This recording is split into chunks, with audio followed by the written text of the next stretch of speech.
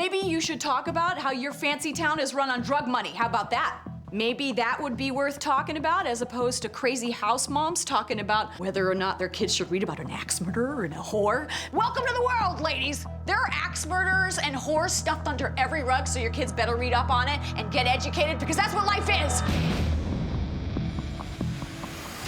The idea of the writer's room is trying to apply the collective brain power of 5 writers to a problem as opposed to 1 writer. It's really the funnest part of making television. We have an all-female room except for Carlton's. He often feels like he's sitting in on The View.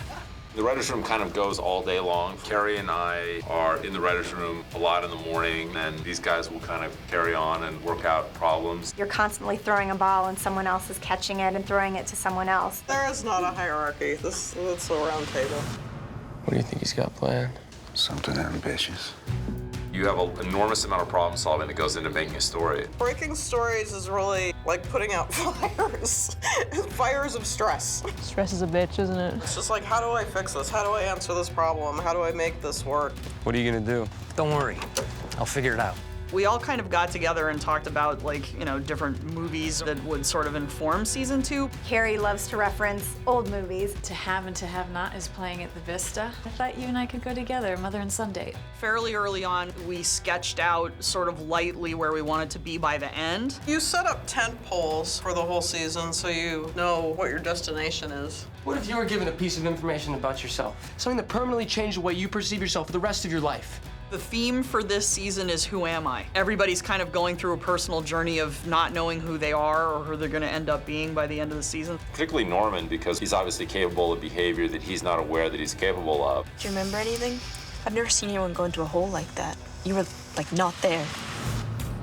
It's wonderful writing for any actor that you know is going to elevate your material. The cast on this show is particularly talented. It makes it so much fun to sort of be coming up with and wondering what they're going to do with it. That was totally embarrassing! I don't care, Mother! Okay, I don't care how it looked. I don't want to be here. I don't want to do this. It's stupid. I loved writing for Dylan this season. We've given Max Therio some amazing things to do, and he's totally, like, risen to the occasion. You'd say anything to get your own way! I have never had my own way ever, and that includes being your mother. Get out of my house! Bates Motel is bigger in season 2 and more dramatic. Think of the biggest, coolest, out of left field things. There's humor and wonderful, wacky character moments. Do you know anything about blackouts? The characters tug at your heart so much. I will die if you leave. We're like the same person. That's what makes Bates Motel. It's you and me, Norman. It's always been you and me.